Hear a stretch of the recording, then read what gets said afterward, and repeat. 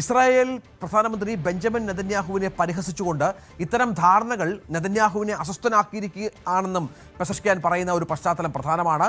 ഈ ആണവായുധവുമായി ബന്ധപ്പെട്ട പ്രശ്നങ്ങളൊക്കെ അമേരിക്കയുടെ പ്രധാന ആശങ്കയാണ് എങ്കിൽ പോലും ഇപ്പോൾ തങ്ങളുടെ വലിയ സ്വത്തുക്കൾ വിട്ടുകിട്ടും എന്നുള്ളത് ഇറാനെ സംബന്ധിച്ചിടത്തോളം ഏറെ നിർണായകമായ ഒന്നാണ്. കാർത്തിക്, അത് ഈ വ്യവസ്ഥകളുടെ ഭാഗമാണ് എന്നുള്ള കാര്യങ്ങൾ നേരത്തെയും പുറത്തു വന്നിരുന്നു. പക്ഷേ അതിൽ പ്രധാനമായും എതിർക്കുന്നത് ഇസ്രായേലാണ്. ഒപ്പം അമേരിക്കൻ ജനതയ്ക്ക് മാത്രം പത്യമല്ല.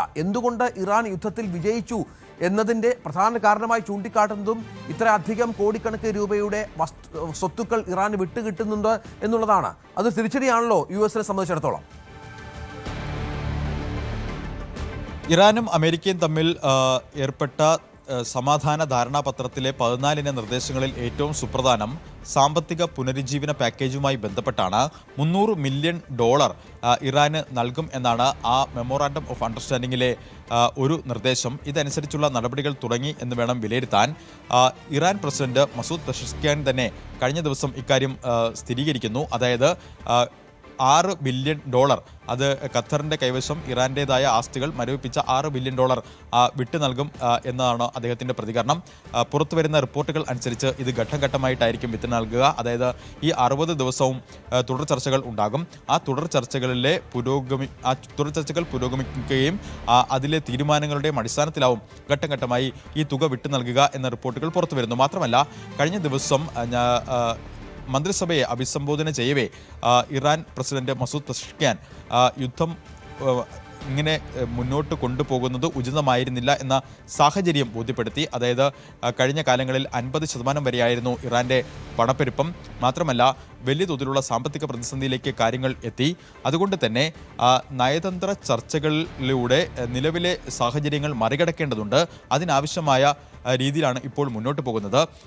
ഈ കരാറുമായി ബന്ധപ്പെട്ട എല്ലാ കാര്യങ്ങളും ഇറാൻ്റെ പരമോന്നത നേതാവുമായി ചർച്ച ചെയ്തിരുന്നു. അതോടൊപ്പം തന്നെ സുരക്ഷാ സമിതിയുമായി ചർച്ച ചെയ്തിരുന്നു. ഇതടക്കമുള്ള കാര്യങ്ങൾ ക്യാബിനറ്റ് യോഗത്തിൽ വിശദീകരിക്കവെയാണ് മസൂദ് പെസഷ്കിയാൻ ഇക്കാര്യവും സ്ഥിരീകരിച്ചത്.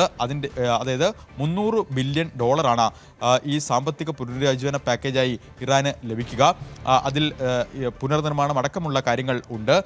അത് ഘട്ടം ഘട്ടമായിട്ടായിരിക്കും നൽകുക. അതിൽ ഈ MOU ഒപ്പിട്ടതിന് ശേഷം ഉടൻ തന്നെ ഖത്തറിൻ്റെ കൈവശമുള്ള ഇറാൻ്റെ മരവിപ്പിച്ച ആസ്തിയായ $6 ബില്യൺ വിട്ടു നൽകും എന്ന് ഇറാൻ പ്രസിഡന്റ് തന്നെ സ്ഥിരീകരിക്കുന്നു. ഇത് ഘട്ടം ഘട്ടമായി വിട്ടു നൽകും എന്നാണ് ഇതിനോടനുബന്ധിച്ച് പുറത്തുവരുന്ന റിപ്പോർട്ടുകളും. അതാണ് പ്രധാനപ്പെട്ട ഒന്ന്. അതിനിടയിൽ ഇറാൻ US പ്രാഥമിക സമാധാന കരാറിൽ തുടർ ചർച്ചകൾക്ക് ഉന്നതതല സമിതി രൂപീകരിച്ചു എന്ന പ്രധാനപ്പെട്ട ഒരു വിവരം കൂടിയുണ്ട്. ഖത്തർ, പാകിസ്ഥാൻ എന്നിവരുടെ മധ്യസ്ഥതയിൽ ഇറാൻ US പ്രതിനിധി സംഘം സ്വിറ്റ്സർലൻഡിൽ നടത്തിയ ചർച്ചകളിലാണ് ഈ തീരുമാനമുണ്ടായിരിക്കുന്നത്. കാർത്തിക്, രണ്ടാം ഘട്ട ചർച്ചയെക്കുറിച്ച് എന്തെങ്കിലും സൂചനകളുണ്ടോ?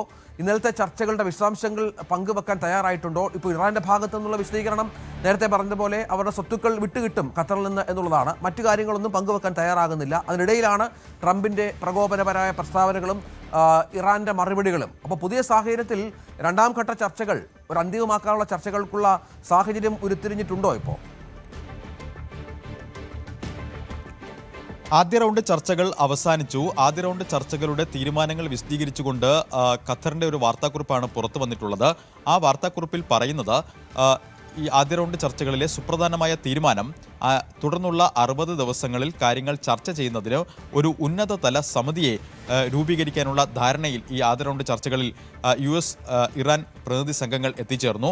അതായത് ഉന്നതതല സമിതി രൂപീകരിക്കുകയും ഈ തീരുമാനങ്ങളിൽ ഒരു രാഷ്ട്രീയ മേൽനോട്ടം വഹിക്കുന്നത് ഈ സമിതിയുമായിരിക്കും.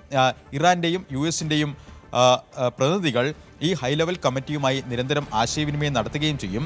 വരുന്ന 60 ദിവസം ഏതൊക്കെ കാര്യങ്ങളിൽ ഏതൊക്കെ ഘട്ടങ്ങളിൽ ചർച്ചകൾ പുരോഗമിക്കണം എന്നതടക്കമുള്ള കാര്യങ്ങളിൽ ഒരു കൃത്യമായ റോഡ് മാപ്പ് കൂടി ഈ ചർച്ചകളിൽ തയ്യാറായിട്ടുണ്ട്. ഇതാണ് സുപ്രധാനമായ 2 തീരുമാനങ്ങൾ. അതായത് ഹൈ ലെവൽ കമ്മിറ്റിയും അടുത്ത 60 ദിവസത്തേക്കുള്ള ചർച്ചകൾ എങ്ങനെ വേണം എന്നുള്ളൊരു ദിശാസൂചിയും. മറ്റൊന്ന്, ഇറാൻ പുറത്തുവിടുന്ന വിവരങ്ങൾ അനുസരിച്ച് സാമ്പത്തിക ഉപരോധങ്ങളും അതോടൊപ്പം തന്നെ എണ്ണ കയറ്റുമതിയിലടക്കം ഇറാൻ ഉണ്ടായിരുന്ന ഉപരോധങ്ങളുടെ കാര്യത്തിലും പ്രാഥമിക ചർച്ചകൾ നടന്നു എന്ന വിവരങ്ങൾ പുറത്തുവരുന്നു. അതിന് പ്രധാനപ്പെട്ട കാരണം ഇറാന്റെ നാഷണൽ ഓയിൽ കമ്പനിയുടെ പ്രതിനിധിയും ഈ നയതന്ത്ര ചർച്ചകളുടെ ഭാഗമായി പങ്കെടുത്തിരുന്നു. നാഷണൽ ഇറാനിയൻ ഓയിൽ കമ്പനിയുടെ പ്രതിനിധിയാണ് പങ്കെടുത്തത്.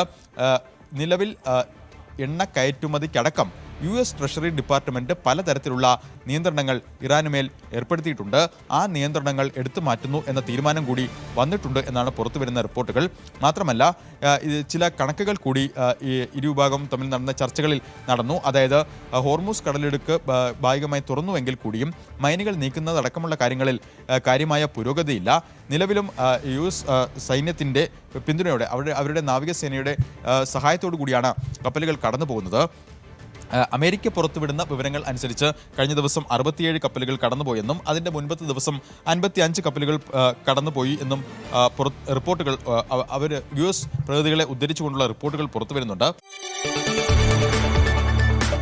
കൂടുതൽ വാർത്തകൾക്ക് News 18 Keralam YouTube channel subscribe ചെയ്യുക.